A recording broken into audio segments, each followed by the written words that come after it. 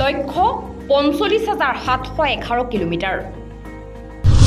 ৫৪ বছৰীয়া এজন লোকৰ চাইকেলেৰে ভাৰত ভ্ৰমণ। মহাৰাষ্ট্ৰৰ পৰা যাত্ৰা কৰি উপস্থিত হয় যোৰহাটত। এজন ৫৪ বছৰীয়া ব্যক্তি, সাৰথি এখন চাইকেল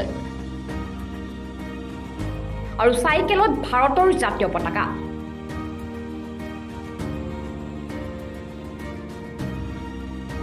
মহাৰাষ্ট্ৰৰ এই লোকজনৰ নাম দিলীপ ভৰত মাল্লিক।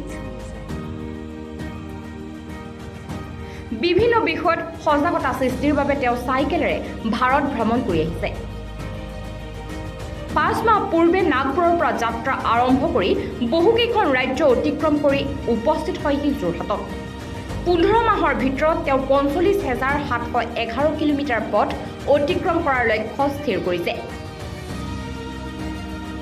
চাইকেল চলাই শৰীৰ সুস্থ কৰি ৰখাৰ লগতে বেটি বচাও বেটি পঢ়াও স্বচ্ছ ভাৰত অভিযান, বৃক্ষৰোপণ, নিচাযুক্ত দ্ৰব্যৰ পৰা নতুন প্ৰজন্মক আঁতৰাই ৰখা আদি বাৰ্তা লৈ তেওঁৰ এই দীঘলীয়া যাত্ৰা। বিভিন্ন স্থানত ৰৈ তেওঁ মানুহৰ মাজত এই বাৰ্তাসমূহ প্ৰেৰণ কৰি আহিছে। को शुभकामना देता है और एक संदेश लेके चला है जिसपे कि भारत देश पे 45,711 किलोमीटर 9 पॉइंट का एक संदेश है।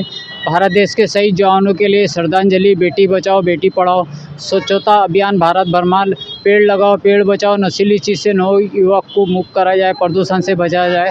ऐसे ही दोस्तों, आप क्या बोलते हैं, अगर फिटनेस में सुबह शाम ध्यान दें तो भारत में आप कुछ कर अच्छा दिखाने की भावना पैदा होंगी अपने आप, और कुछ करने के लिए आपका मन जगेगा। जिसपे कि मैं 45,711 किलोमीटर साइकिलिंग लेके नागपुर, मुंबई, पूना, सूरत, गुजरात, राजस्थान, पंजाब, पठानकोट, जम्मू कश्मीर, ले, कुल्लू, मनाली, उपसी, दीव,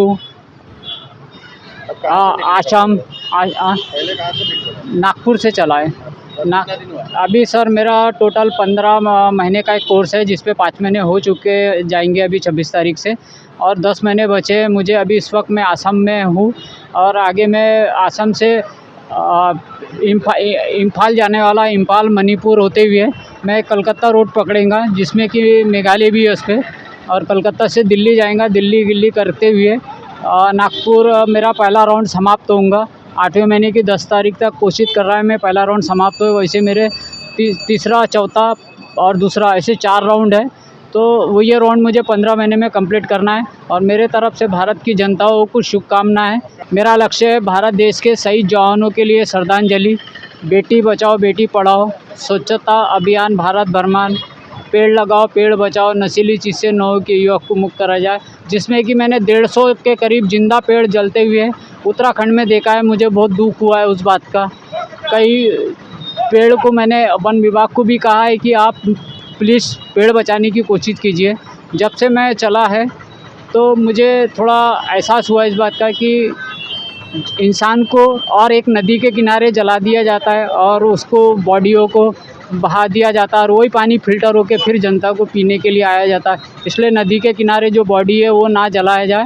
वो बॉडी जलाते हो तो उसके लिए एक्स्ट्रा टाइम का बना के वो राख वहाँ सिराया जाए, और वही राख को उठा के किसी महफूज जगह गड्ढे उनमें भर दिया जाए, जिसमें कि वो पानी फिल्टर होकर फिर देश में वापस ना आए। ऐसे मैं जनता से रिक्वेस्ट करता हूँ और भारत से रिक्वेस्ट करता हूँ।